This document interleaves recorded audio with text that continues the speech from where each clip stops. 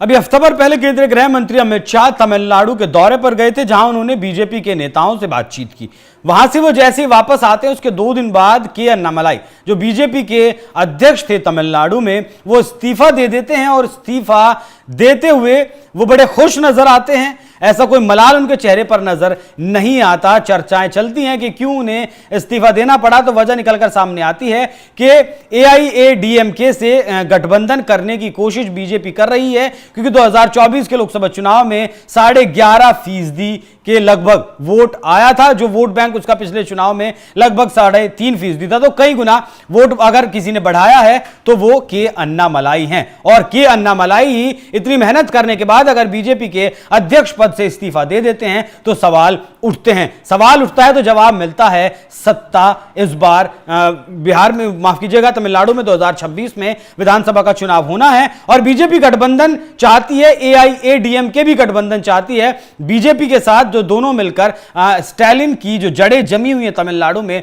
उसे उखाड़ सके। तो फिलहाल 2 कारण निकलकर सामने आए हैं जिसकी वजह से यह पता चलता है कि के अन्नामलाई ने आखिरकार इस्तीफा क्यों दिया। तो पहली वजह तो यही है कि अभी उन्हें दिल्ली में कुछ बड़ी जिम्मेदारी दी जा सकती है। और सबसे बड़ी बात यह भी है, दूसरी वजह जानने से पहले यह भी जान लीजिए कि एक बार फिर से 10 अप्रैल को केंद्रीय गृह मंत्री अमित शाह तमिलनाडु जा रहे हैं और 11 तारीख को नए अध्यक्ष के नाम पर मोहर लग सकती है। और नए अध्यक्ष की रेस से के अन्नामलाई ने खुद को बाहर रखा है। 40 साल के अन्नामलाई ने पार्टी का जो वोट शेयर है अपनी मेहनत से वो कई गुना बढ़ा दिया है। डबल डिजिट में उसे लेकर गए हैं। सीट भला ही नहीं इस बार वो जिता पाए, लेकिन वोट शेयर जरूर बढ़ाया है।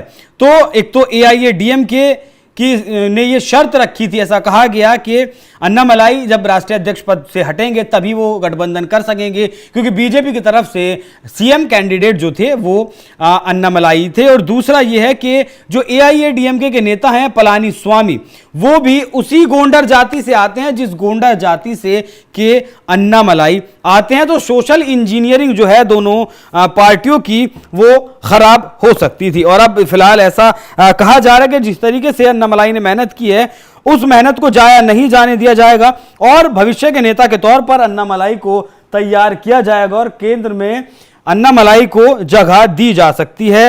एल मुरुगन जो मध्य प्रदेश से फिलहाल राज्यसभा सांसद हैं, उनकी जगह वो 2026 में उनकी सीट खाली होगी और उनकी जगह के अन्नामलाई को राज्यसभा में भेजा जा सकता है, जिससे कि राज्य की राजनीति वो समझ गए, अब केंद्र की राजनीति को भी वो समझे, जिससे कि उनकी क्षमता और ज्यादा बढ़ जाए। आईपीएस की नौकरी करते थे, इस्तीफा दिया, राजनीति में आए और 2021 में तमिलनाडु का उन्हें अध्यक्ष बनाया गया। तब उन्होंने एकला चलो का नारा दिया था और खुद इतनी मेहनत की जिसकी वजह से डबल डिजिट में वो बीजेपी के वोट शेयर को तमिलनाडु में ले जाने में कामयाब है। हालांकि प्रधानमंत्री नरेंद्र मोदी भी अभी पिछले दिनों तमिलनाडु गए थे, जहां उन्होंने राम की हुंकार भरी, क्योंकि राम का विरोध अक्सर देखा जाता है तमिलनाडु में। वो एम के स्टालिन के बेटे उदयनिधि स्टालिन का बयान आना हो या फिर ए राजा जो वहां से आते हैं उनका बयान हो, वो सारी चीजें राम विरोधी कहीं ना कहीं प्रमुख तौर पर द्रविड़ राजनीति भी वहां